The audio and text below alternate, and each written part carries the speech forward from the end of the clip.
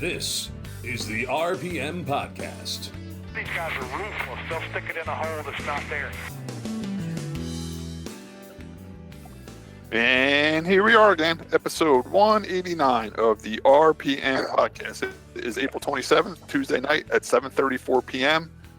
Josh went MIA on us last night, so we never did an episode last night. He never messages or nothing. So luckily today he did message us and say, hey, let's shoot for 7 or 7:30 tonight. So here we are, 7:35 p.m. I'm Scott Riggleman, the host of the RPM Podcast down in Manchester, New Jersey. My brother Tim Riggleman, America's Spotter, is up in Farmingdale, New Jersey. Tim, how are you? I'm good. I'm all fired up on Rowdy energy drink, ready to talk about the races. This is the best stuff. This is the best juice you ever put to your lips right here. Rowdy energy drink called... It's a little difficult to find. It's not in stores or nothing yet. It's not on, Dollar General shelves or Kmart. Tim, where did you get it from? First of all, I put it in the store locator in New Jersey. It came up with 3 stores. One was in Manasquan. We went there. They didn't have it. They had it, never reordered it. Another store, the same place. It was in somewhere in Wall Township. They didn't have it. And the other store in New Jersey that supposedly covers it is the camper place where you bought your truck. Next to where you bought your truck. Camping World. Camping World. I didn't go there, so I don't know if they have it or not. Wait. So not a convenience store, not a liquor store. A Camping World is a carrier. Well, Camping World's big with racing, so no, I agree. NASCAR scene, so I'm sure it's tied in that way. Some of these camping stores, Josh, they sell like you can literally stop there before you go on a camping trip and get like canned food and stuff like that. Well, so that's not okay. uncommon that they have it I there. was gonna say, is it like a Cabela's where you can? I mean, it's not that big, but there is some foods in there too. Snacks and stuff like that for when you're hitting the road. Okay. Right now, this is only it's they advertise it as like a health food drink, so it's only available in health food stores type thing.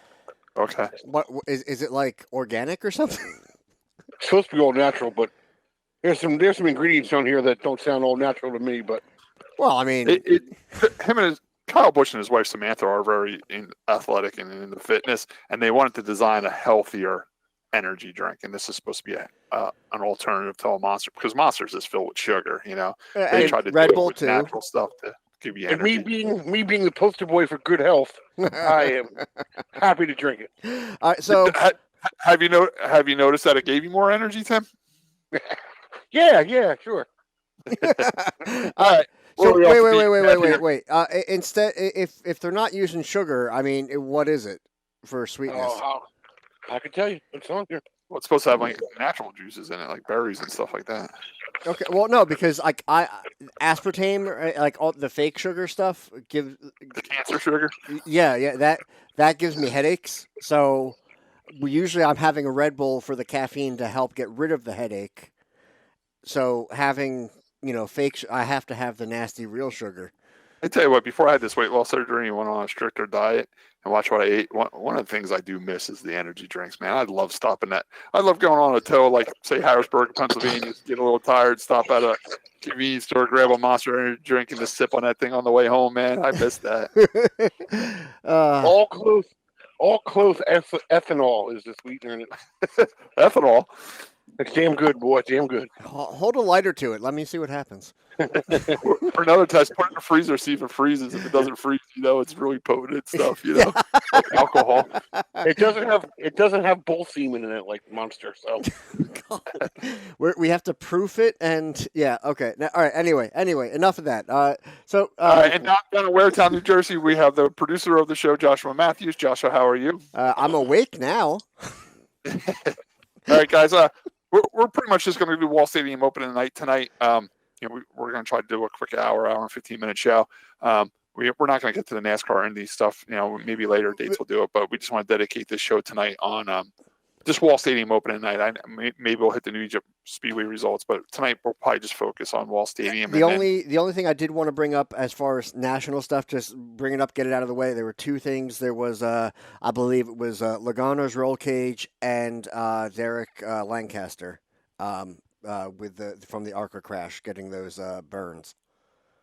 Okay, we can talk about that. Okay, You want to talk about that right now, real quick? Yeah, if we can. The NASCAR guys were at Daytona. At Talladega. It was a pretty good race. I did watch most of it. And unfortunately, Joey Logano took a very, very scary flip. And there's even pictures of it on the internet of like how close his head was. Like, like the roll cage was down and it was pretty much to his headrest on his seat, the left side headrest on his seat.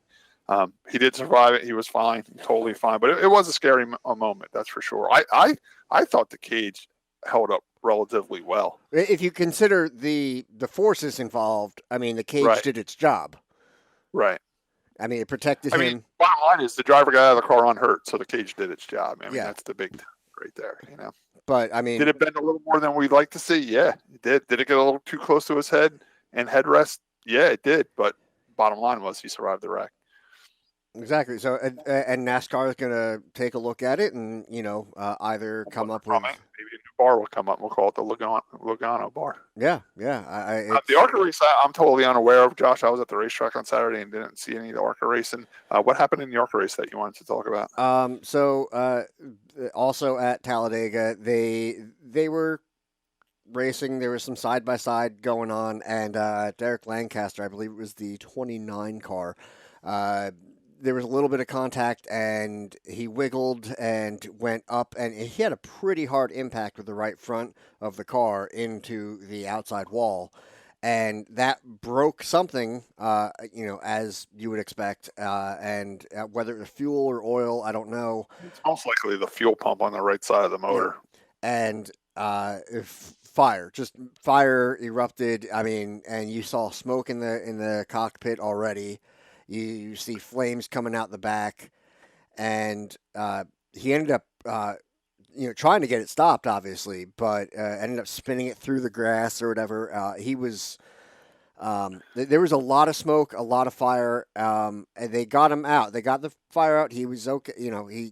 They got him out. He was able to, under his own power, step away, but pretty instantly was down on the ground. And the last update that I saw was that he does have second and third degree burns, and he's on a respirator right now. And they're waiting. Might burn his lungs, you think? Quite possibly.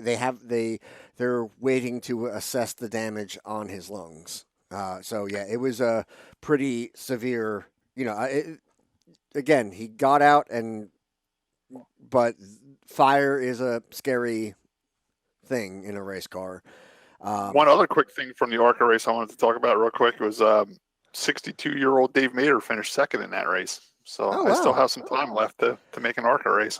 I was going to say, Derek Lancaster actually is older than I expected. I guess above the average age of an ARCA or any race car driver, I guess. But yeah, so we're trying to keep an eye on that. I haven't seen any more updates, but I've also been at work and. Yeah. You got to say something about Andy J. He did very well again too. Yeah, okay. Where did he finish? 7th? Yeah, 7th or 8th? Yeah, I did hear he said he thinks he could have did a little bit better. I think he ended up 7th. I think there was 29 cars in that race. I'm just rattling this off at the top of my head. I did see he posted on social media that he thinks he could have did a little bit better, but he thinks they selected the wrong gear ratio. It's tough because there's no practice or nothing like that for the ARCA events in Talladega, and you got what you got when you go on the grid. And I guess there's 2 or 3 gear rules packages you can choose from, and he thinks he chose the wrong gear package, but he still ended up finishing great. So he finished 7th. That's great. It seems like he's doing very well with the ARCA car, and he's enjoying it. I'm always kind of confused by some of the measures that different series take to try to limit spending, and like sometimes whether it's no testing, no practice, whatever. Well, it's not a money thing right now. It's a COVID thing, Josh. Well, okay, that too, but yeah, it's frustrating. Just give them a couple laps to figure out what their RPMs are. I mean, you're there already. You're not going to get COVID because you did 5 practice laps. You know what I'm saying? Yeah. I don't think you're endangering anything that much more, but whatever. But one thing cool, that there's a little bit of sign of COVID relaxing a little bit. Today, me and Nancy booked our camping spot for the infield at Pocono for the NASCAR races. That was something that was not heard of last year and not available. So we're going to, it's the June 26th weekend, I think. doubleheader NASCAR races, truck race, Xfinity race, like everything under the sun's racing there that weekend. We were able to book. Sorry, Scott. Are you going to bring an electric fence? What, to keep the bears out? Yes. Did you just see that? Yes. That's exactly. Pocono, if anybody wants to know, about an hour ago on Pocono's Facebook page, they at the tunnel turn, if you haven't seen it lately, they did a beautiful job redecorating and landscaping the tunnel where you go through underneath the racetrack into the infield. It's real cool. They got like a fountain out there, like a waterfall and everything, and rocks, and it looks really, really awesome when you drive through it. They just posted there was a bear walking across the top of it, and they filmed the bear walking across. There is a lot of bears up there, but yeah, it's pretty cool. Me and Nancy are excited that we did book for the whole weekend up there. We're actually going to go up there Thursday night and stay until Sunday night. The factory stocks aren't racing at Wall Stadium that weekend, so that allowed us to do that. How's bragging camp going? Yeah. Well, I'm just letting you know, it's been a while, and they already had the Saturday night fireworks booked and the Saturday night block party in the infield. And if you've never been to that, I think it's only like $10. Even if you want to go up there Saturday night and just hang out in the infield, they have concerts and like amusement rides. It feels like you're at a fair right in the infield, and they have fireworks and everything. It's a really, really great time. We always enjoy it, so we're happy to be going back there. So it's another sign that things are getting back to normal. I could go for a nice greasy carnival cheesesteak right now. Josh, I would invite you and your dad to join us up at the Pocono weekend, but whenever you and your father walk through the gates at Pocono, some type of tragedy happens up there, so we're not going to be invited.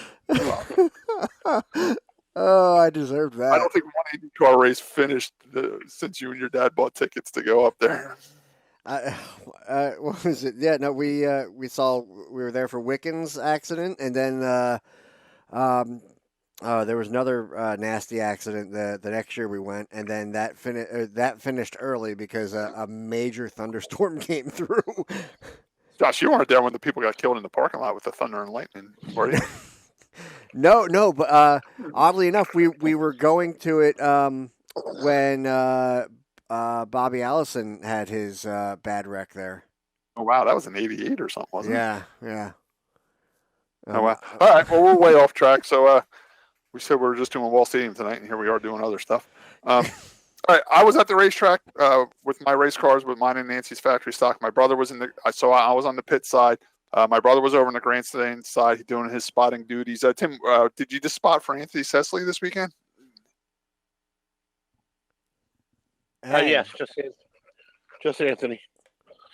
I got the phone call on Friday. They decided they were going to race on Friday.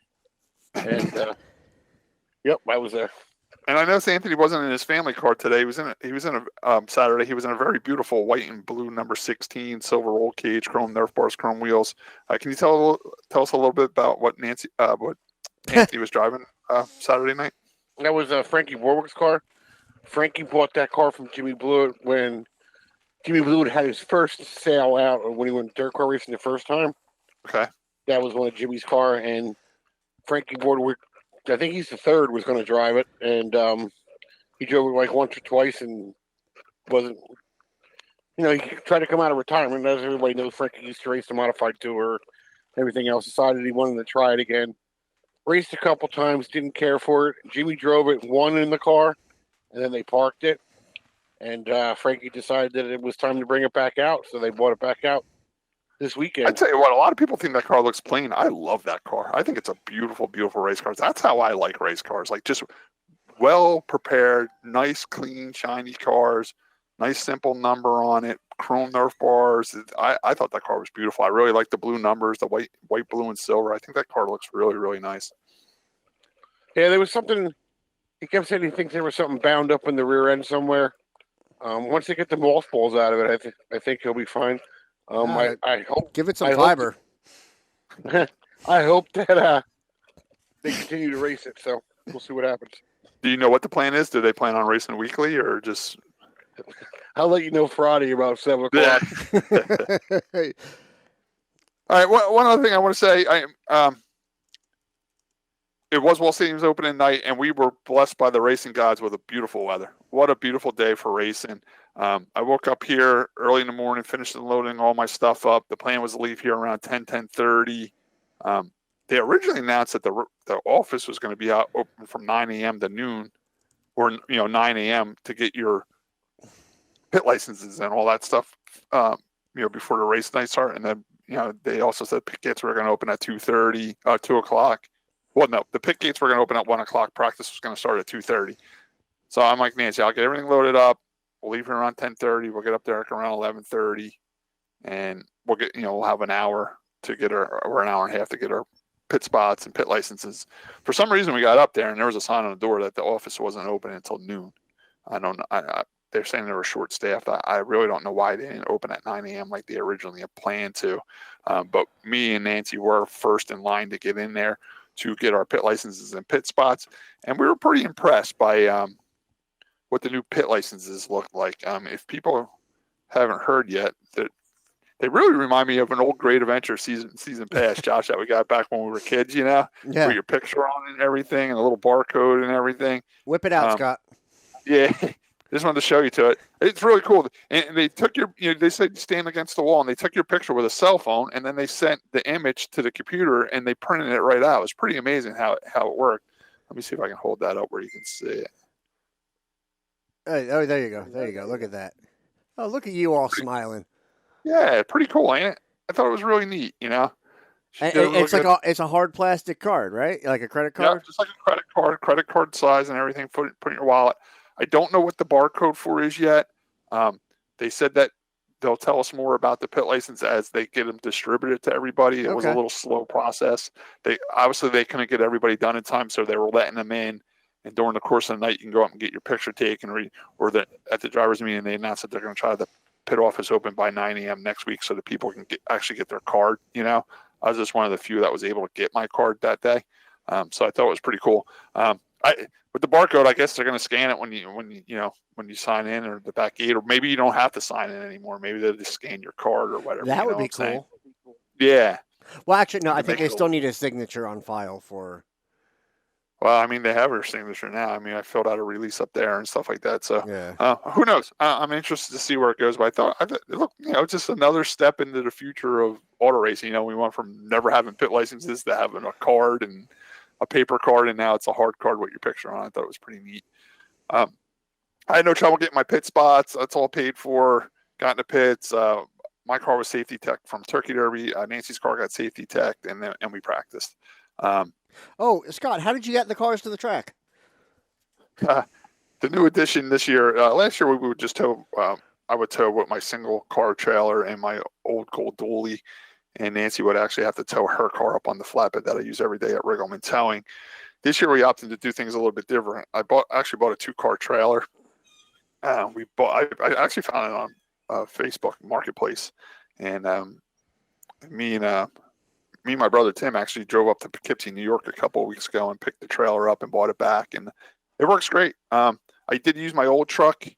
I did buy a new dually, crew cab dually for this year as well, but I'm waiting to get a cap on it to put all my tools and stuff in the back. So I still use my old gold dually to tow the cars to the track this week, but I am scheduled for 10 a.m. tomorrow to put the new cap on my truck. Josh, I don't know if you've tried to order anything big lately or small lately, but you just can't buy anything right now. Everything's on back order, and they have every excuse in the book. Oh, we were closed during COVID. The ship got stuck in the Suez Canal. I mean, everything's like, you really got to plan ahead now. And by mentioning that, one of the problems we faced Saturday at the racetrack as a factory stock race team was they didn't have enough tires for everybody Saturday night. So you could only buy 2 tires Saturday night per team.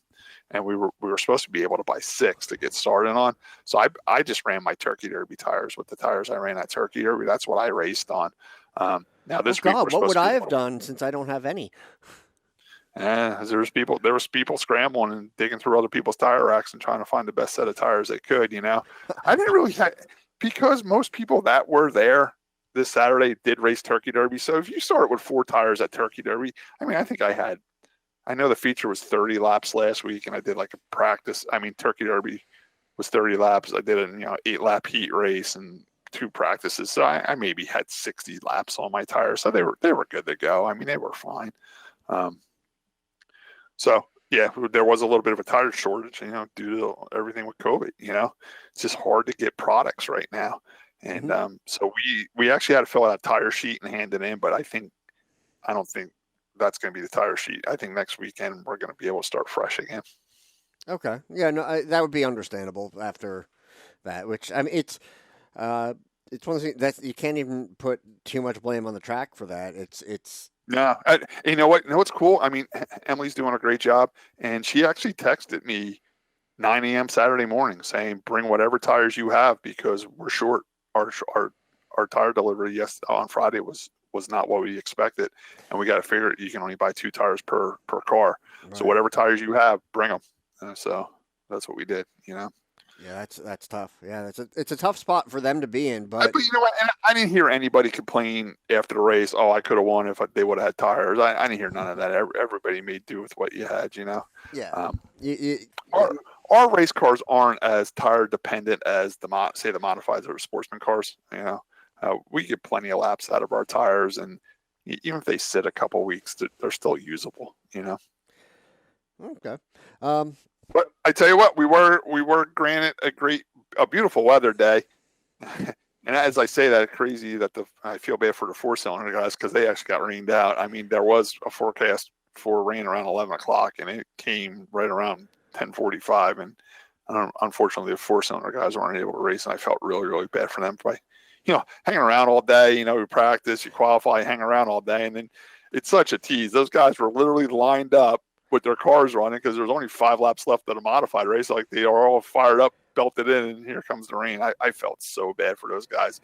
But it was a beautiful day for racing before the rains came. There was a great crowd. Tim, what did you think about the crowd over on the grandstand side? It was good. A lot of new faces, like a lot of people I didn't recognize, which is good. It means there's a new fan base coming in. The old fan base was there, and it was impressive for the night. They were calling for rain all week, so a lot of people would think made other plans, but it worked out that there was a good crowd there. Tim, how would you compare it to the Turkey Derby crowd? It wasn't that full, but it was more people there than probably that time last year. Okay. Yeah. Yeah, I'm sure. Okay, that's good. I'm glad to hear that. Scott, I think we're familiar with that situation of having the cars in line, running, waiting to go out, and then the rain hitting. I know that happened with the Powder Puff race. The modifieds kept wrecking, and they were just finishing up, and as soon as Lisa and I guess Nancy were going to head down, all of a sudden the downpour just hit out of nowhere. And it happened to me with the fractures. I mean, when you're the last division of the night at Wall Stadium on the Jersey Shore, there's still a chance you might get fogged. I mean, we've been fogged out with factory stocks. Like it's just so weird where Wall Stadium's located. It gets damp at night. The dampness can just roll right in over the trees, and before you know it, it's from a beautiful day, a beautiful night to a dampness where you can't race anymore. So when you are the last feature, you got to hope the other features go by quick because the later it gets over there, the damper the whole area gets. The track gets damp, the grandstands get damp. It's weird because it could be mid-August and you can need a hoodie at night there. Sometimes because there's almost like you're on top of a hill and the wind just picks up there. It's a windy place. And Josh, there's times you're cold at the racetrack, right? Mm-hmm. And you drive home, you get out of your truck in your driveway, and it's warm out. Yeah. You know what I'm saying? Like, it's just, and I kind of felt, I mean, I don't know. I felt bad for the 4-cylinder drivers because it only rained a little bit. Like, when we drove out of there, it wasn't raining anymore, And as I drove down 195, it wasn't raining anymore. But then again, by that time of the night, any moisture on that racetrack would have took forever to dry off. You know what I'm saying? Because you don't have good air to, You don't have good air. It's damp. It's nighttime. There's no sun helping you. It would have took a while to get it. The only thing, I'm not bad mouthing the track or anything, but back in my day, if we rained out, the very next weekend, we made our feature up. Like, as soon as we got to the track, we practiced. We had our makeup feature before the heat races even start. We got that feature out of the way. Then we went into qualifying in that Saturday's feature. That, for some reason, the new management doesn't do it that way, and they announced that May 22nd is the makeup race for the 4-cylinder guys. I just wish they would have it the next weekend and get it over with. That's the way we used to do it back in the day. With the exception of maybe some like what was it like the Summer Sizzler or something, Yeah, maybe a big race or something like that. But yeah, it was one feature didn't get in that night. Go to the races next weekend. Have practice right after practice. All right, force it on, guys. Your feature from last Saturday. Let's have it now. Have that feature. Have them set up as the last heat races. This way, if something happened to their car in the feature, they have time to fix it for their heat race, and then they go into this Saturday's race. And I think that's the best way to do it. And it's even better for a division that has a tire bank, because those are the tires you were going to run. Yeah, they're on the car. Right. Just use them. Just go.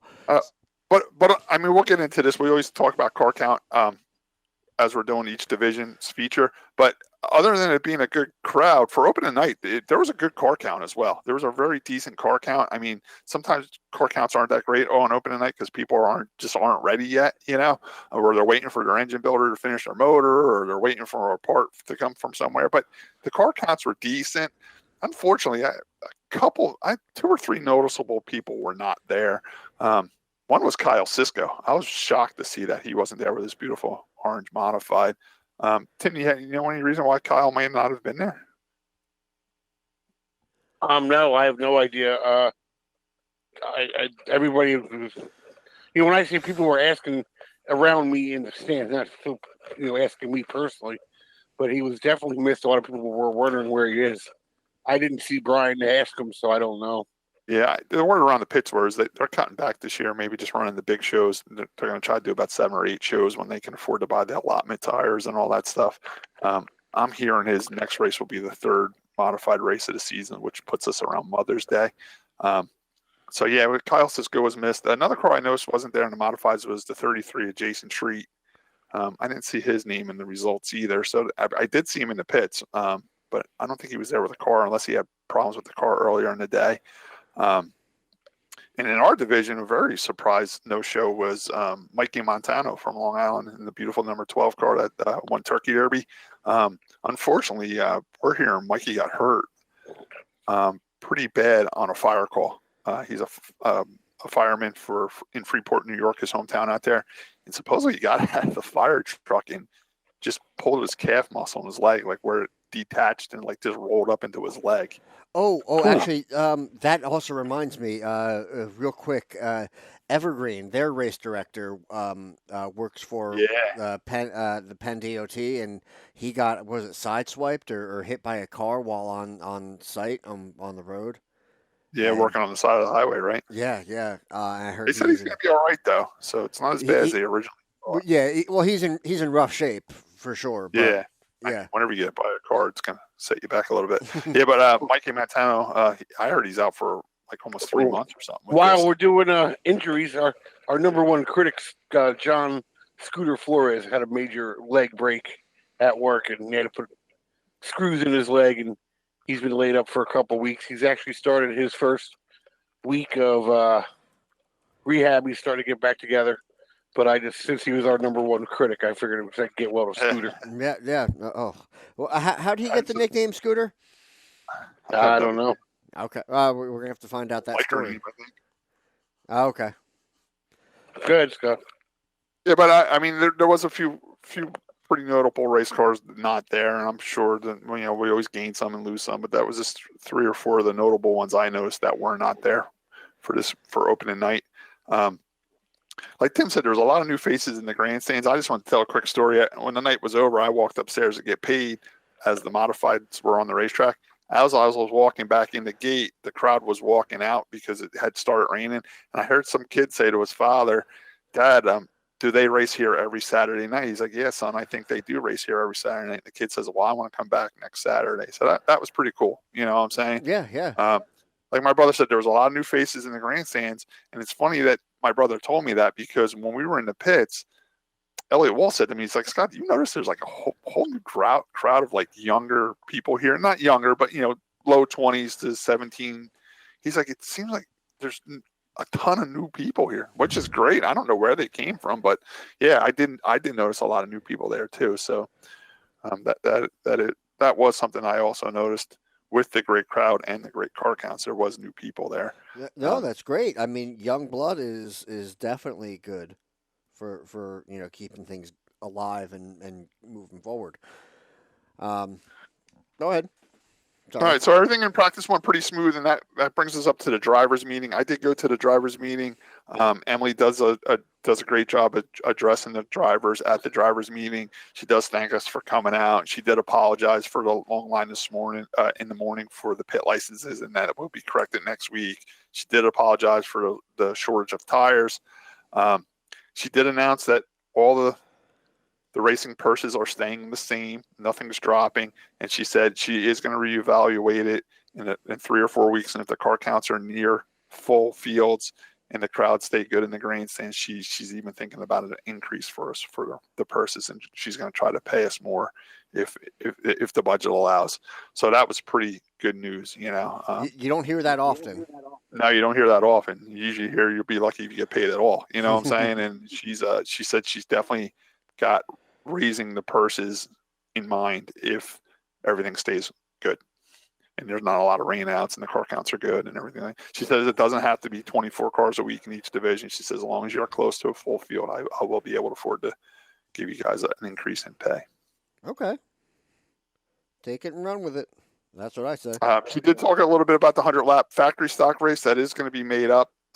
It is going to be a points race. She let us vote on that. She said there was 2 options we could do. One option was take one of the current normal 25-lap point races that's already scheduled in the schedule this year and to make it a 100-lapper and still pay the $1,000 to win in the same type purse that she was going to pay at Turkey Derby. The other option was take a weekend that we're off, have the 100-lapper, fill in that weekend with a 100-lapper, and we would lose a weekend off and make it a non-points race. Everybody but 1 or 2 people voted for let's just take the points race and make it a 100-lapper. So that's what we're going to do. And she's looking now. She's going to figure out what date is good and all that stuff like that. Okay. All right. I keep hearing myself in an echo. It's throwing me off. And then we went into qualifying, and qualifying's weird the first 3 nights because we don't have a handicap system to work off of. So they did time trial I think they time trialed the modifieds in the Sportsman's, Legend cars, factory stocks, and 4-cylinders had heat races. And what they do with the heat, we draw a number. It's pretty cool too. Lori, our handicapper, she does a great job, man. She really does. She just has her cell phone on the counter, and it's I guess you call it a regenerator, Josh, or a generator or something. Like a random number generator. Yeah. You just press a button on her phone. It's like 1 to 200, and you press the button, and it just stops it spinning, and whatever number comes up, that's your number. And that's how she sets our heat races. I kind of wish they would do this all year. It would throw that handicap system out the window and people fighting over who should be starting where and people sandbagging in races before.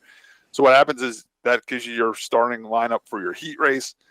And then where you finish in the heat race is where you start in the feature. So if you finish first in the first heat, you're on the pole. If you finish first in the second heat, you're second. If you finish first in the third heat, you're third. Then if you're second in the first heat, you're fourth. It just goes down the line like that. Yeah. I enjoy that. I wish we would do that every week. I really do. Because number one, it makes the heat race worth something. So every car you pass in the heat race, it's like passing 2 or 3 cars in the feature. You know what I'm saying?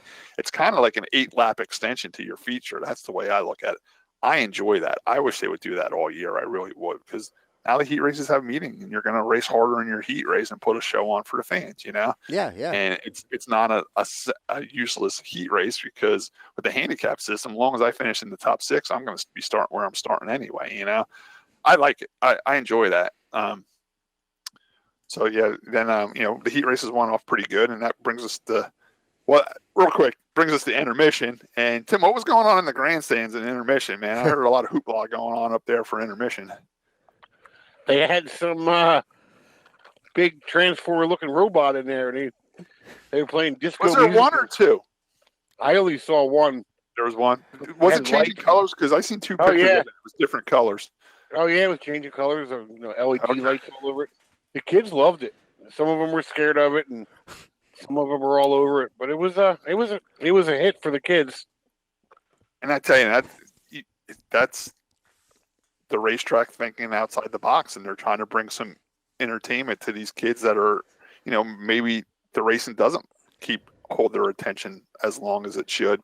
So they bring a little side thing in like that. And a little side entertainment at intermission is a lot of fun, And then, like Tim said, if the kids loved it, and it's, when they went home at night and they put their head on the pillow, that's probably something they remembered about the night and enjoyed, and now they want to come back to the racetrack, Yeah. Yep. I mean, that goes for, even weird little prizes or what is it, especially the carnival night stuff. Right. And they do a great job with that. They have different theme nights and it's something different every week, but there's always something there extra to do other than sit on a hard wooden bleacher and watch racing, Mm-hmm. Did you guys want to get into the features? Do you want to talk about the concession stands? What do you want to do next here? Tim, I think, wanted to talk about the food. Well, you eat at intermission, so we might as well talk about that. We're at intermission. They had specials where kibasi and sauerkraut sandwich, pierogi bowl, and tomato soup and grilled cheese sandwiches were the. What exactly is a pierogi bowl? Because when I think of a bowl, I think of mashed potatoes, and if you already have a pierogi with mashed potatoes in it, I don't know. I didn't get one. Probably pierogies and sauerkraut. I would have to think. I don't know. What else would you put in there? Or do you think it's like a bowl of mashed potatoes with like pierogi type stuff in it? It could be. I don't know. Didn't get one. I do know. I got a bowl of chili. I just wanted something a little different.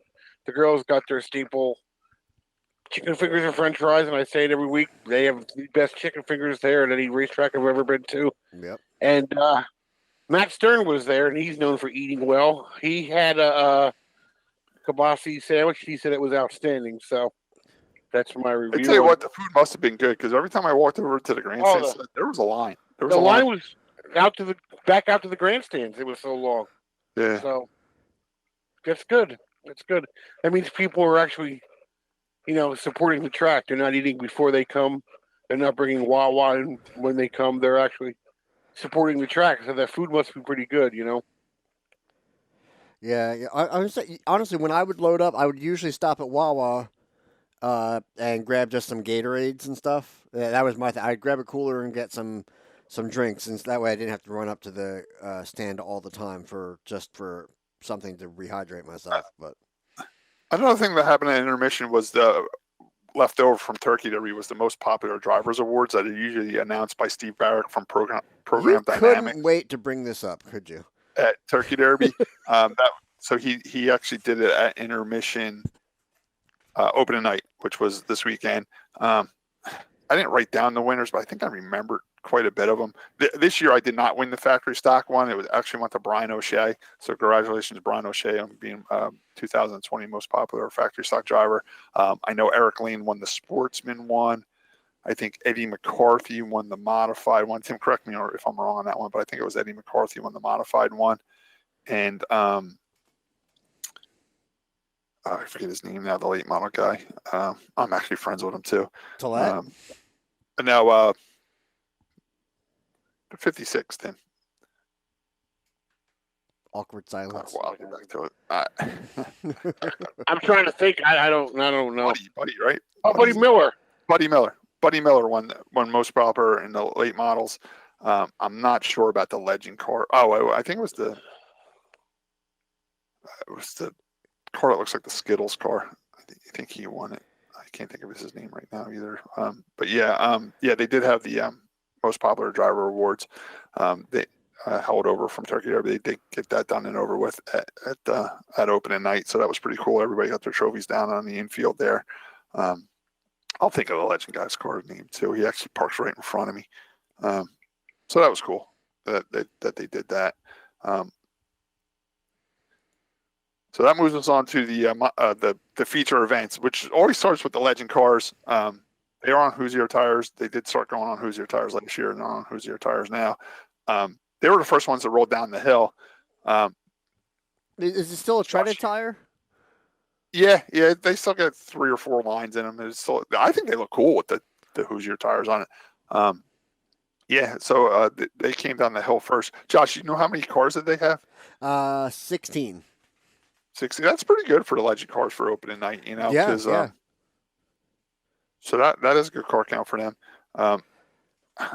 I was getting my race car ready and Nancy's race car ready while they were going on, and there was a red flag pretty early into the race. And when that car came in on the flatbed, I don't think I've ever seen a legend car wreck so bad in such a long time. The right front was up and pushed back all the way up by the windshield.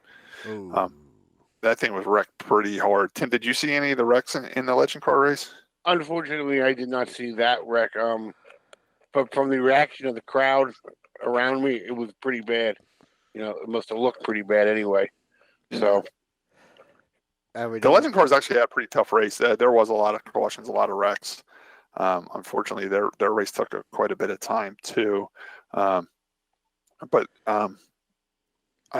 our buddy with the 16 car too, Roger, his car came back wrecked too. But I don't know if Roger was driving or not. They might have had somebody else in the car. It has him listed here.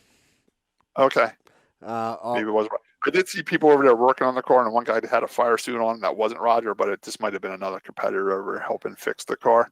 But yeah, that car was wrecked pretty good too. They almost had it fixed to go back out because he was one of the first wrecks, and then they're like, "Well, it's wrecked too bad. We don't have time to fix it." And then like the next wreck, they tried to go green and went yellow again. So now they had more time, and then it went yellow again. They had more time, and then something must happen where they couldn't finish it because they didn't go back out.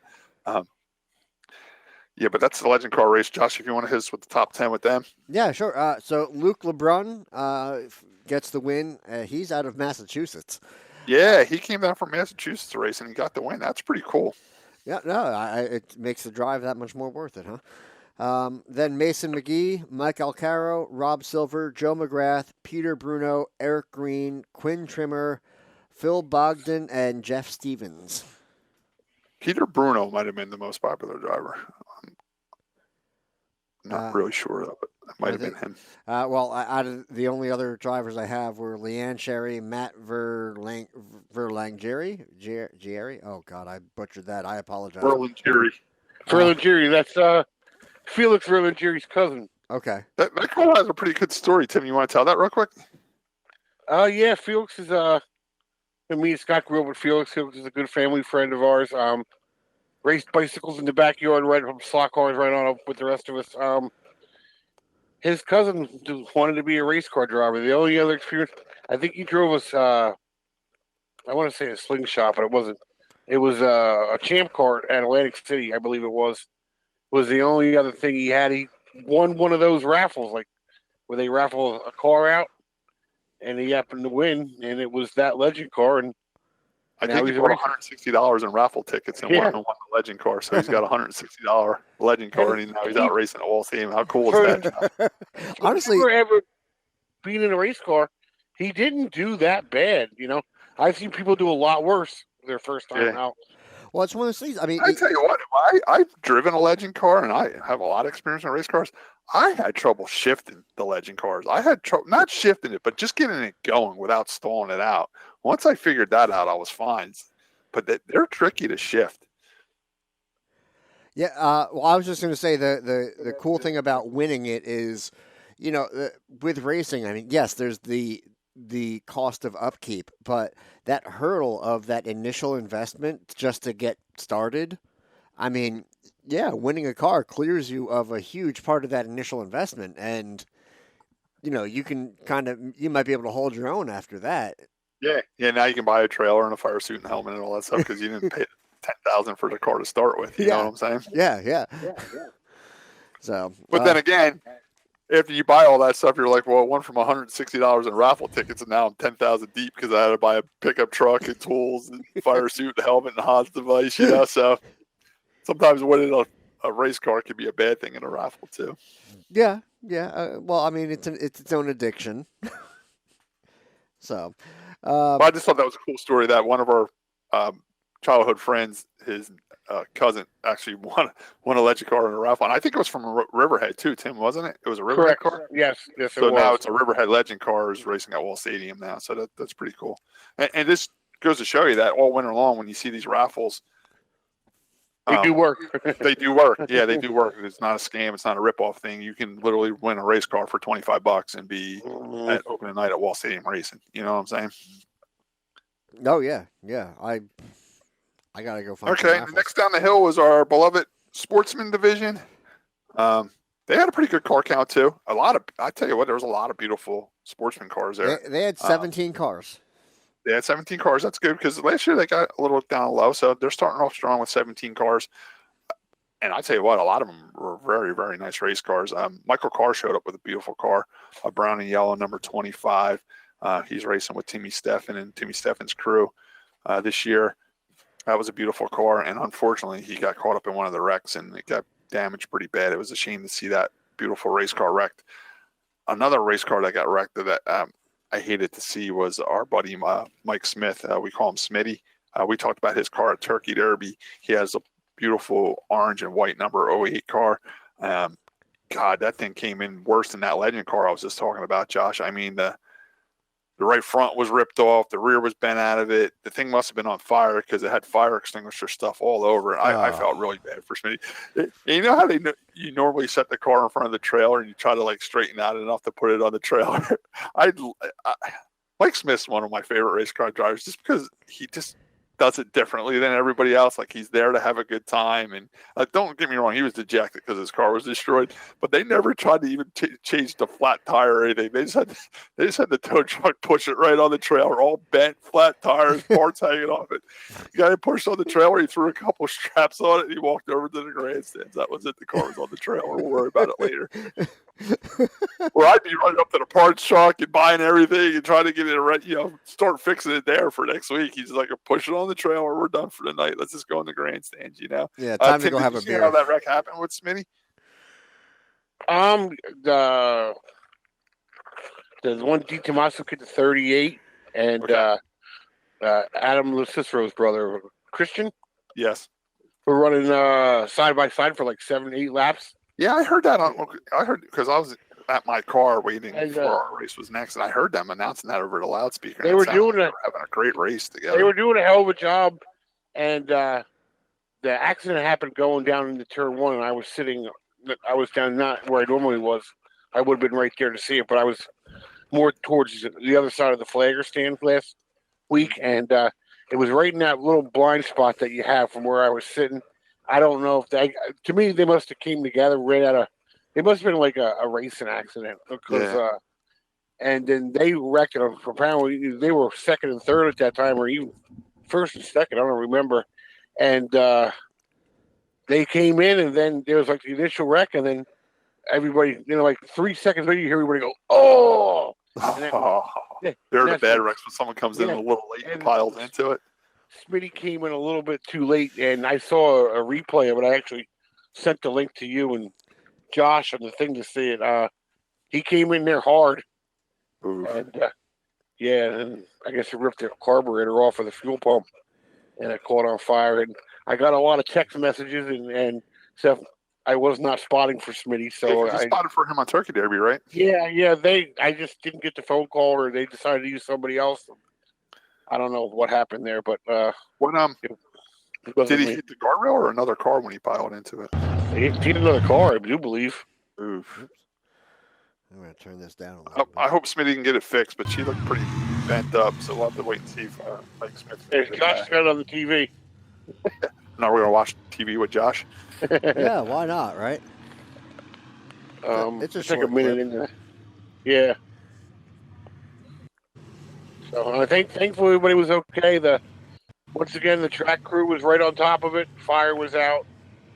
Everybody. I tell you what, away. they used some fire extinguishers up because there was fire extinguisher spray all over everybody's car. It was a big fire. It was a big fire. I did see a picture of it. It was a big fire down there on the infield. It's something we don't see much at Wall Stadium. Yeah. Yeah, that was. Oh, there's the fire, Josh. Yep. Yeah, that video by Mike Towell. It's on his Facebook page. that was a third man in penalty right there.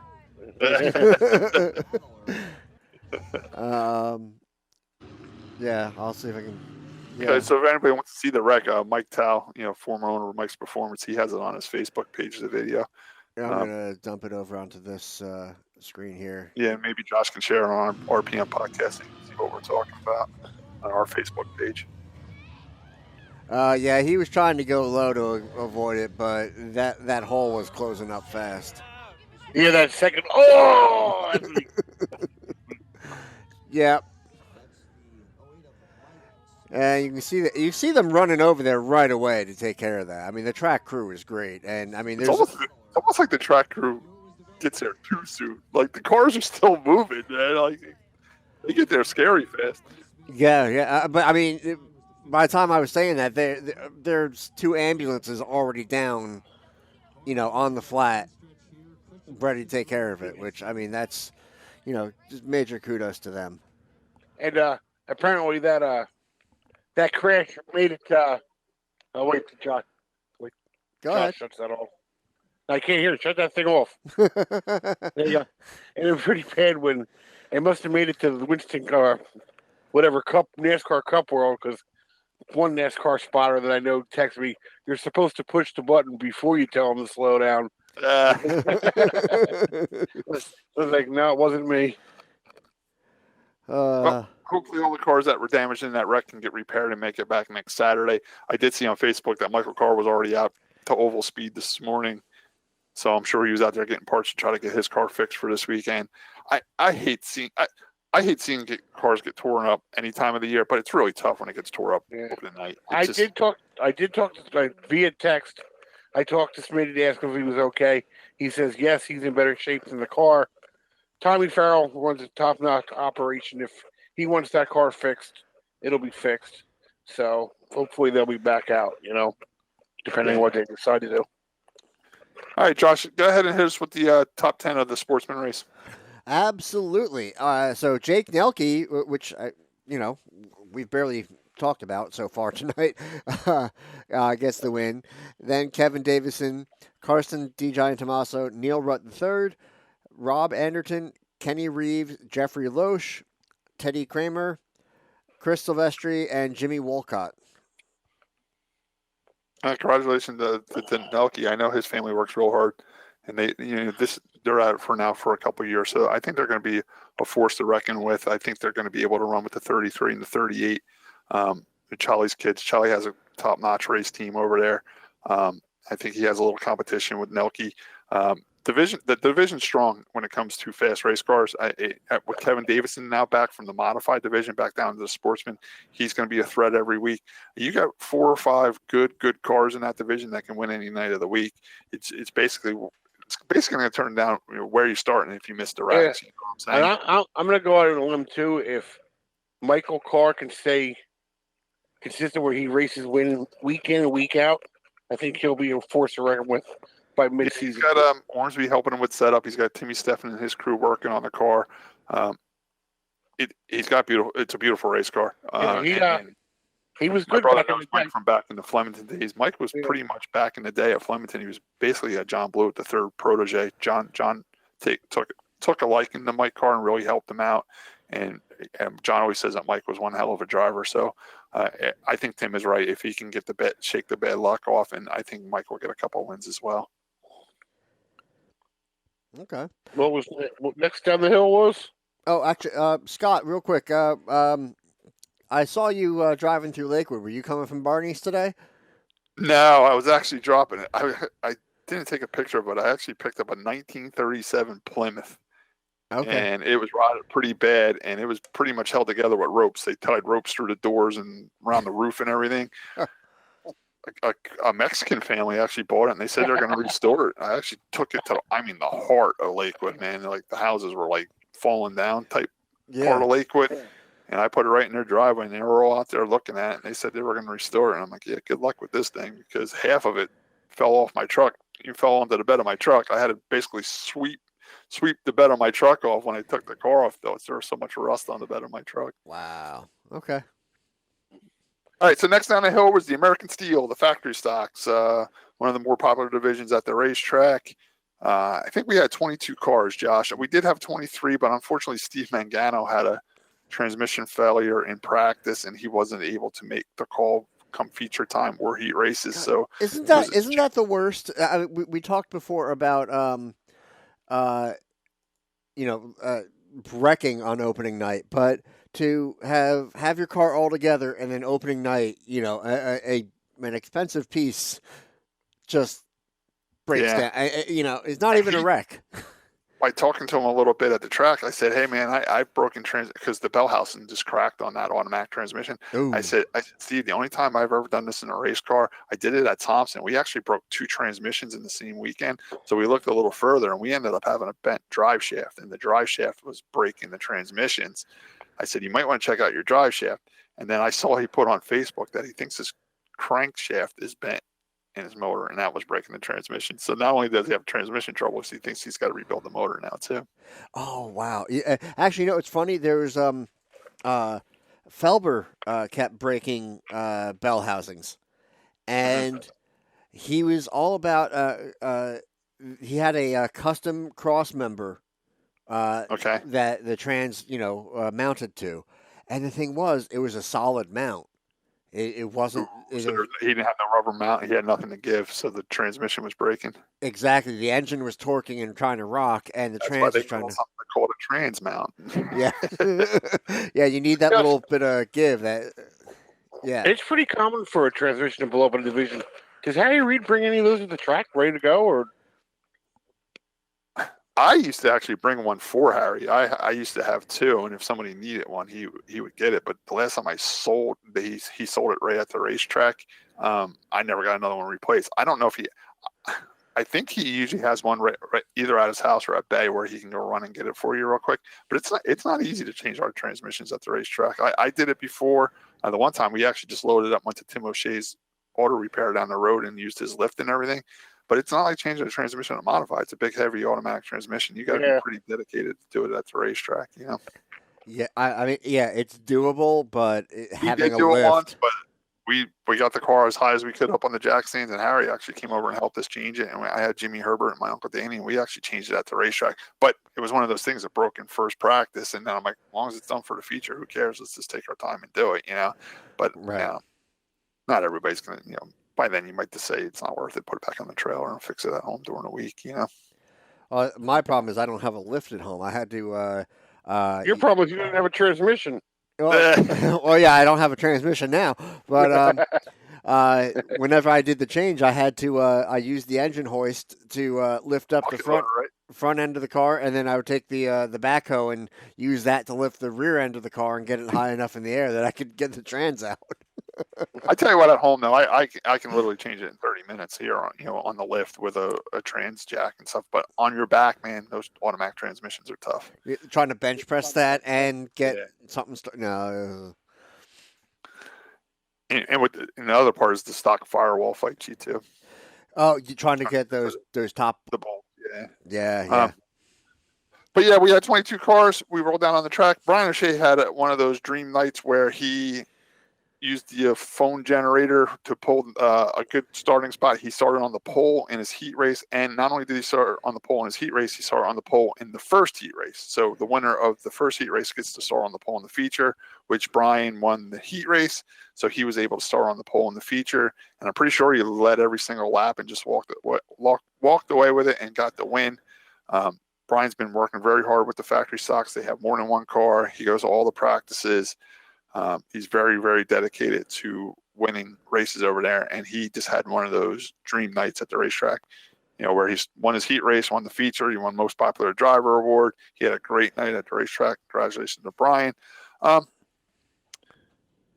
We did go green flag, and the yellow did come out right away. I'm not sure for what. I think one of the cars was leaking fuel, and they threw the yellow. I think it was the black 3 car.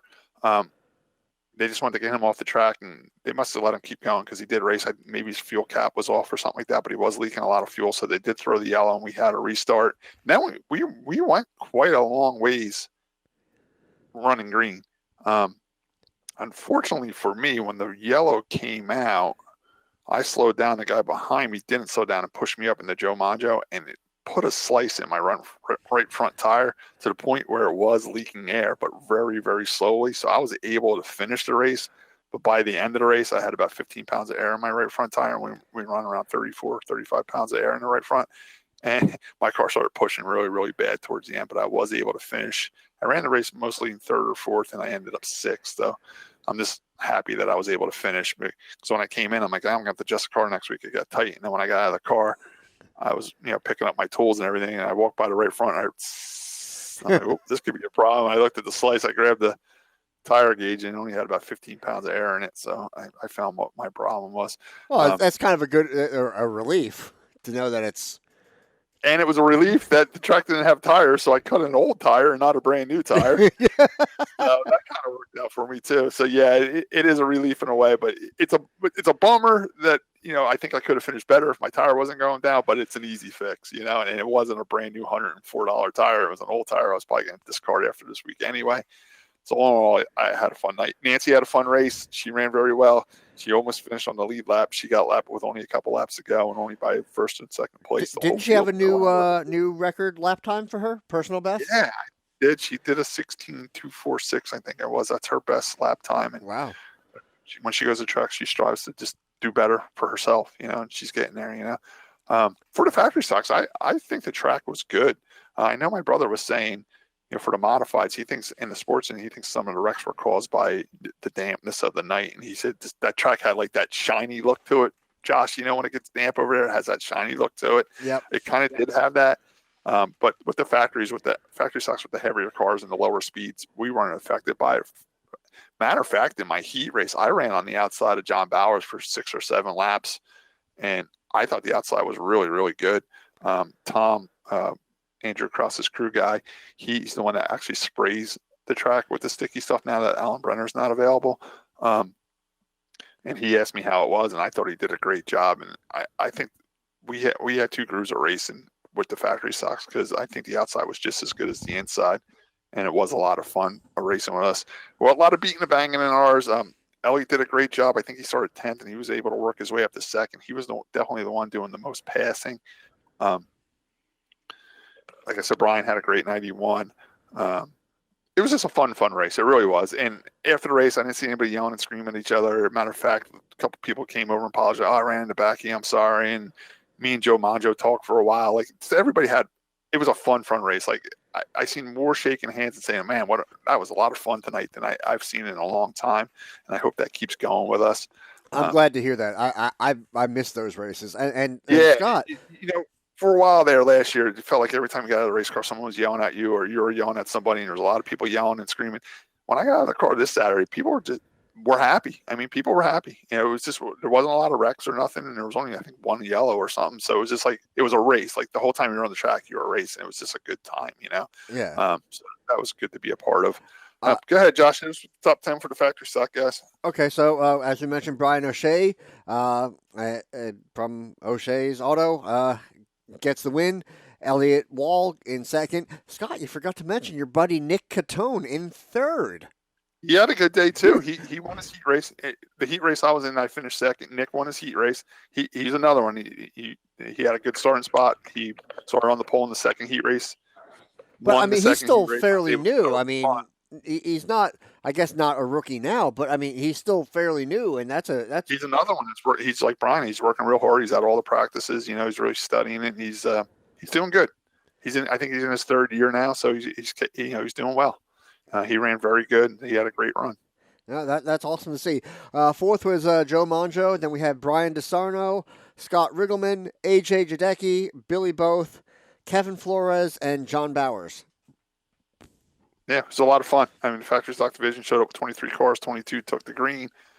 There was a lot of new faces in our division too, Josh. You know, a couple of people bought some cars and they're racing for the first time, and some people are returning to racing. It was definitely a new mix of people in our division too. So there's a few new people I'm going to have to learn how to race with and see how they run and stuff like that. But as always, the factory stock had a strong showing at the racetrack.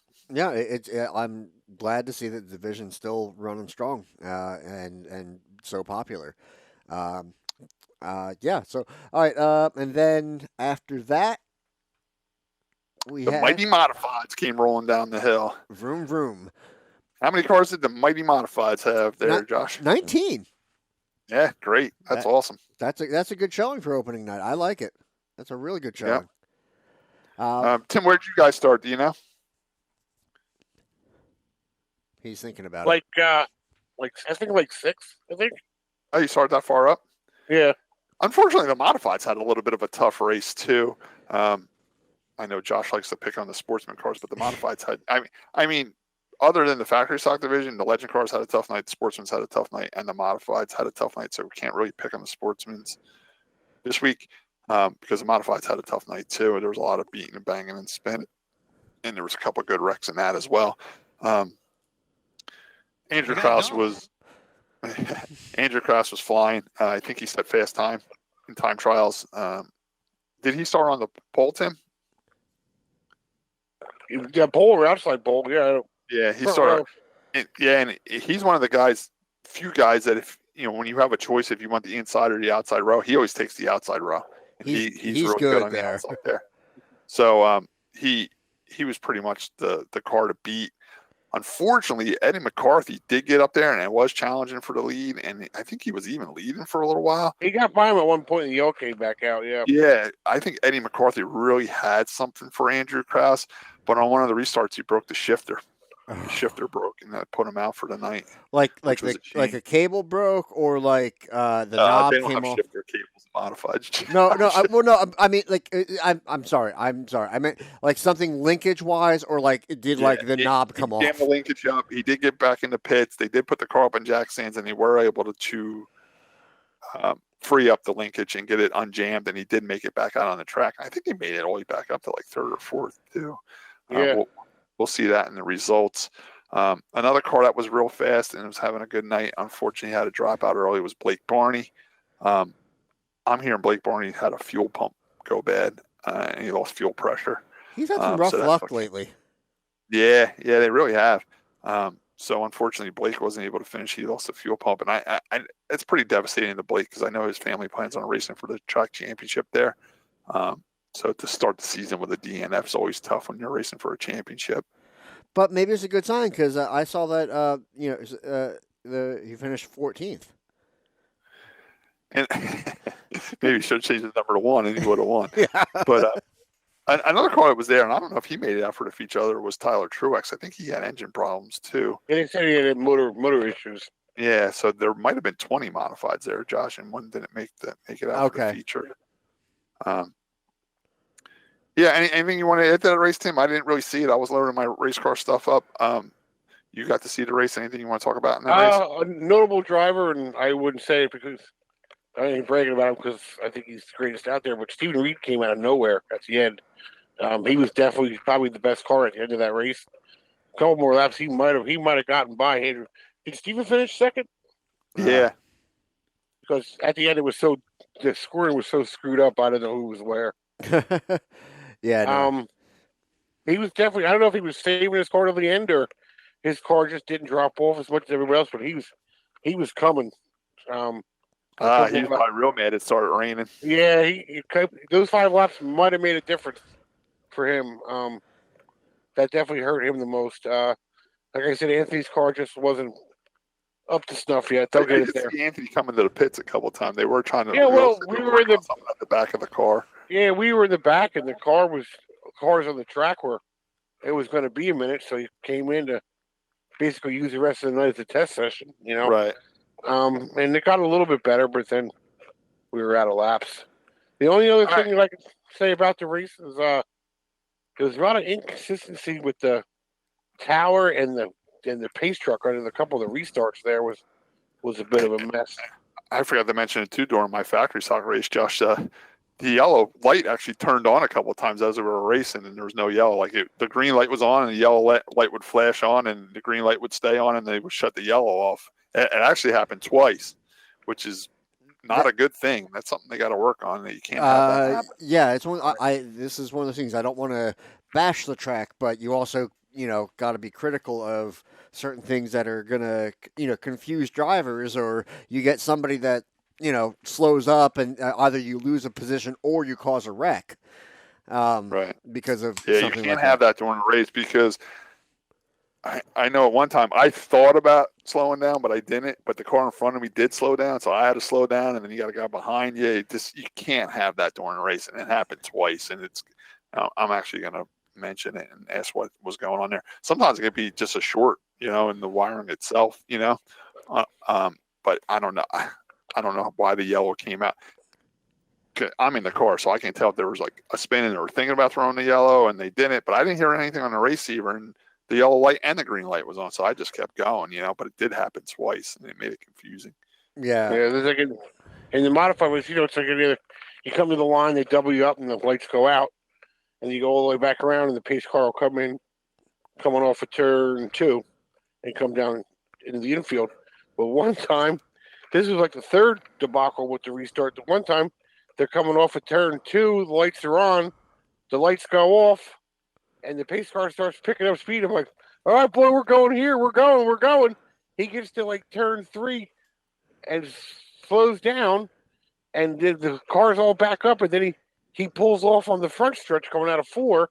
Yeah, you got to stay consistent with that, or you're going to cause Because the first 4 cars might know what's going on because they can see it, but further back in the field, you get that accordion effect. Next thing you know, you're wrecking race cars because you're not doing things on a consistent basis.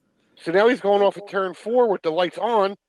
I'm like, I don't know what we're doing here. Let's get ready. Be ready. Be ready. Yeah. I don't know. Does that make it more competitive? Hey, you want to make auto racing surprising? Let's have surprise starts. Like every time you make surprise restarts. Hey, we're going to start on the back straightaway this time. We're going to start off forward this time. Like they should have random, kind of like musical chairs. You just never know when they're going to throw the green flag. That's what it was like Saturday.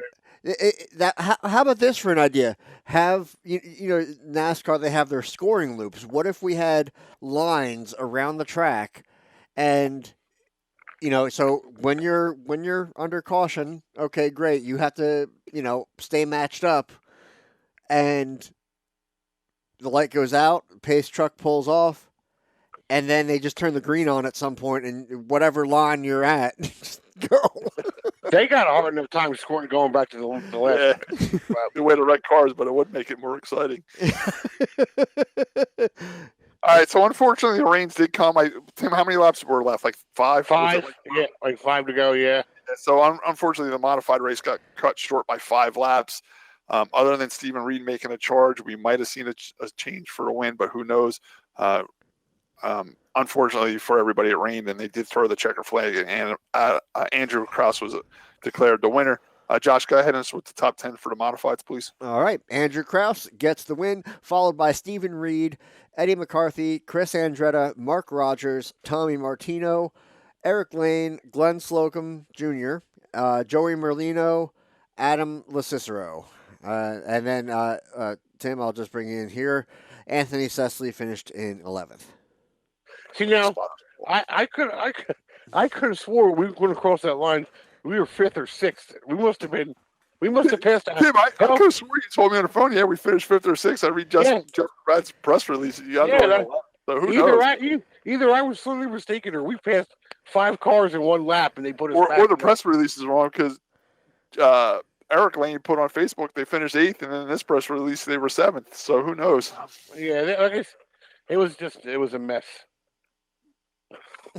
A couple of names up there. Mark Rogers, that was cool. If he finished 5th, like the press release says. Tim, could you have been a lap down and just been the 5th or 6th car across the line? Anything's possible at Wall Stadium, dude. Well, I'm just going off the information I have here. I had charged everything up. I had all my equipment ready to go. Friday night. And slept right through it. Yeah.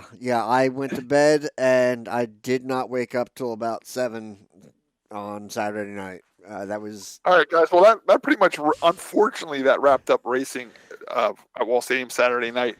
I feel really, really bad for the 4-cylinder guys. I know how it feels. They were sitting on the grid.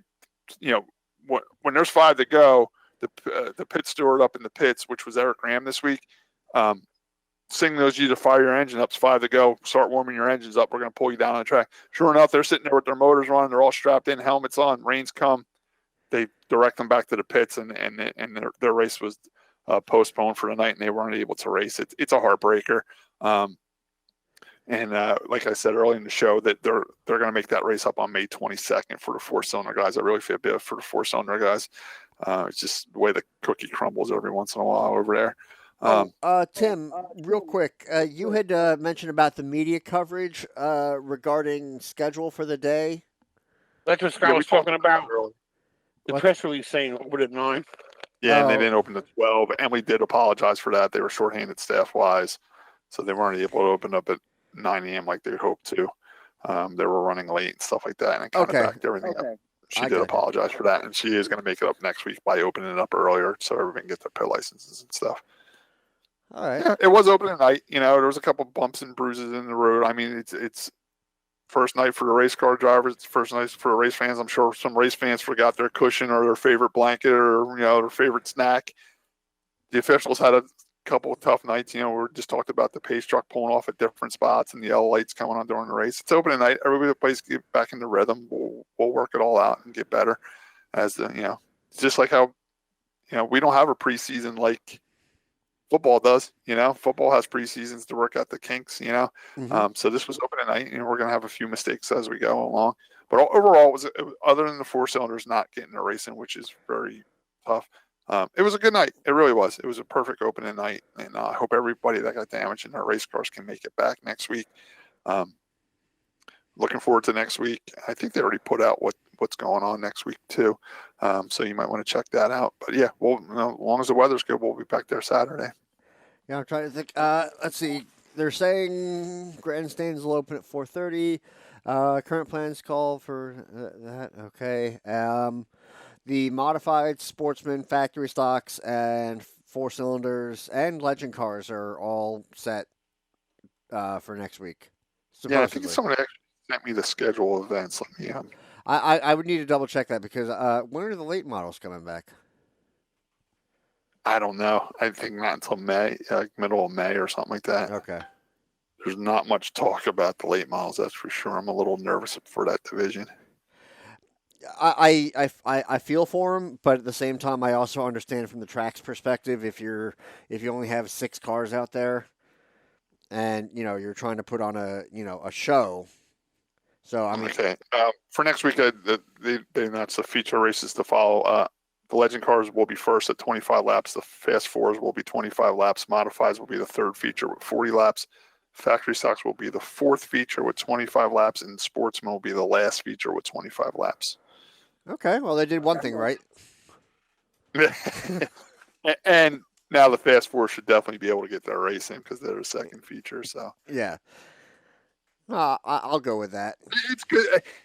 In a way, when me and Tim grew up back in our day, it was the same order every night, which people liked. It was the modified Sportsman, modern stocks, or modified Sportsman, pro stocks, street stocks, whatever divisions were that day. Same thing every week, which is good for the people in the grandstands because they say, all right, well, I know my favorite division's first, or my favorite, I don't have to rush there. My favorite division's third, or whatever. Yeah, I agree. So to stay consistent like that is good for the fan side. It is nice that they mix it up a little bit on the competitor side because it gives each division a chance to be the first feature. When I'm an early feature, I really enjoy it because I get my feature over with. I get my stuff loaded up. Sometimes it's not even dark out yet, and I can go sit in the grandstands and maybe get something to eat and watch the last few features, and enjoy some racing. Where you're the last feature, you're just pacing around the whole time, waiting for your race to come, and then you're the last ones out of there because it takes forever to get your stuff loaded up and get out of there. For how many times were we the last feature? Well, for a long time, we were always the last feature. Yeah. So it is nice that they're mixing it up now a little bit. They are moving the rotation around a little bit so everybody has an earlier feature or a later feature. And that works out nice, too. I think it's good just so every division can kind of get a chance to be the headliner. Well, and you do, because every division has their 50 lapper, and that night is their night. That's when you're the headliner that night. Like just for example, the night they're going to give us 100 lapper, I'm sure we're going to be the headliner that night. Well, I would hope. Yeah. All right, guys. So that you want to do quick? What have we learned? I would love to do that. I think Tim should go first. Didn't you want to do the Sunday Series thing, Josh? Oh yeah. I'm sorry. I almost skipped that. So I heard some rumors or some. I'm not entirely clear on it. So maybe you guys could shed some light on changes with the Sunday Series. The changes are there are no more Sunday Series. What they want to try to do, and it's got its pros and its cons. They want to take 2 divisions a night and run it under intermission on a Saturday night. Okay. which is great for the kids. They get a lot more exposure. But there's on the other end of it. First of all, half the kids in Bailey and Alexis' division, their families race other places on Saturday night. They're not at Wall Stadium. They're at Riverhead and they're at New Egypt, so they won't be there. So it's going to hurt car counts all the way through. Which weren't very strong to begin with. No, yeah, it was not like they had 20 cars. Yeah. We were lucky. If we had 8 to 10. It was a really good day. You know what I mean?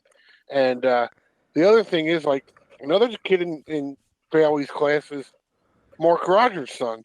So now he's going to have his kid and his wife on one side of the pit area, while him and his father are over by Jamie Wolf's car working on the modified. Like, because obviously the young kids aren't going to be allowed in our hot pit, Yeah, so that's going to be a little bit of a issue of running back and forth. It's not really something that I want to get involved in. We're having to go in the pits on a Saturday night. I honestly don't see it working, but hopefully they can figure something out. Okay. But as of right now, I do not know. As a pro for me, though, I'll get to see my niece's race because I'm there on a Saturday night. Oh, and then again, I think Uncle Scott can run the go-kart I don't have too operation. much to do while I'm at the track. I can stay in the grandstand. So okay, so I mean, we'll see how it works out. I don't know. Yeah, I see some pros and cons. I definitely see where the kids would love being able to run in front of a crowd, and I think that's cool. The only thing is the intermission is usually when the track crew gets a break, and you still need some emergency staff. I mean, yeah. They're still racing. I'll see how it works. On the other hand, it works out good, but I think, like Tim says, I think it's going to hurt car count to the point where it's not going to be worth it. And another thing is Alan and Roger Nickerson used to get to Wall Stadium very early on Sunday and clean that track for hours. It's dirty down there. It's going to be dirty down there after heat races, and it does make a big difference. And I'm not saying I'm not putting my little girls out there on a dirty racetrack and having them get hurt, because they are going very fast, believe it or not. Oh, I believe it. I absolutely. So, I mean, is there a chance that they could clean the track? I can't see where as much time and effort as Alan and Roger put into that track. I can't see them getting that track that clean and getting the races in a half hour. You know what I mean? Okay. And believe me, I don't want intermission to be any longer on a Saturday night either. You know what I mean? I want to get out of there just as bad as everybody else. I think they're going to have two divisions with under 10 cars, and they're going to run those races off really quick. Yeah, on a dirty racetrack. On a dirty racetrack. Unfortunately, I don't like the idea. I mean, the Sunday Series is called the Sunday Series for a reason, because they race on Sundays. Mm-hmm. I don't know. See what happens. They did a great I already job. see some people on Facebook saying they ain't going to run it, and they bought 4-cylinders or legend cars, and they're just going to go do something else, I'm just my kids aren't to that age yet, Yeah. But I know from Enduro's experiences, Josh, Enduro's always did very good on Sundays when they switched them to a Saturday night, because most guys that had an Enduro car was a crew member on a Saturday night car. You know what I'm saying? So they're dedicated to the Saturday night stuff, and they, Enduros were just something they did on the side on a Sunday, Yeah. Like John Bowers was saying, because his nephew races, and he would tow. Now he's got to tow his factory stock over there with the same trailer he normally towed the little car over there with, so he doesn't have room for both. You know what I'm saying? Yeah, it's a difficult position for a bunch of people. But like anything else, when you do anything in group sports or with a group of people, some people may benefit from it, and some people aren't going to be able to do it because they switch. So you never know. There might be people that work on a Sunday and are glad they're going to run on Saturdays. I don't know. I mean, I'm going to hope for the best. I want it to work out for everybody. You can't make everybody happy. We know that. Plus, the time of the announcement also hurts. It was announced really late, Yeah. I did see that. Like I said, I'm just going to cross my fingers and hope for the best, and we'll see. I mean, at the least, try it, and if it's not working out, see what happens. I mean, I've been wrong before, but I just don't see this working. Yeah. I think it's going to hurt the car counts too bad, and then they're going to say, lack of support. Lack of interest. Yeah. With that said, I can't tell everybody how much of a great job Alan and that lady Deb and Deb Gall. Chris. They were dedicated. Alan and Deb Gall Chris, were definitely dedicated to that, and they did a great job with Roger Nickerson as well. and Chrissy and John Ferry. That was the backbone of that whole operation, and they made it like it was. They had the ice cream man come there. They had balloon. They had balloon fights. They had whatever Easter egg hunt, chocolate bake off, and now you're not going to be able to do that on a Saturday night. They're going to be pushed back in that far corner, made a cold pit back there. It's just I don't know, whatever. All the kids played football, during intermission and stuff, and it's not going to be like that anymore. And it's kind of sad, but there are changes. How does that affect the green flag experience? I don't know. Maybe that's why we're not running. Maybe they made more money doing that on a Sunday. I don't know. Because I know that a lot of times they would do that Saturday, or there were times they did it Saturday before. Yeah, in the morning. Saturday mornings. Yeah. But that also, again... I'm sure track management has their reasons. We just don't know what the reasons are. Yeah, Tim said they might have something else planned for Sundays to make money with. Who knows? It could have been maybe the cost of insurance wasn't worth it to them. Yeah. It is what it is. Guys. Well, let's do a quick what have we learned? Okay. Let's start with Tim. I learned we finished 11th and not 5th. Who knows? We're just going by a press release. The press release is going to be wrong before. Yeah, other than that... the positions are right. The names are wrong. Yeah. Other than that, that's it. I learned my brother is afraid of robots because he didn't like that robot walking around the grandstands. I learned that after like 15 years, my brother actually moved his seat in the grandstands. He's not sitting in the same spot. He's known for been sitting in it for a very long time. I think it's just because it's closer to the concession stands, so he moved closer to the concession stands. I'm not going to blame him for it. Closer to the toilet. I learned that Josh could fall asleep on a Friday and not wake up until Sunday morning and totally sleep through Wall Stadium. Pretty much. Unfortunately. All right, that's all I learned. All right, so today I learned that Cecily's car needs fiber. I learned that Scott likes shiny, clean race cars. I learned that Scooter got screwed. And I learned that Scott only needs 30 minutes with a tranny. So, all right, guys, that wraps up episode 189 of the RPM podcast, and we'll see you next Saturday. Go to Wall. Wash your hands.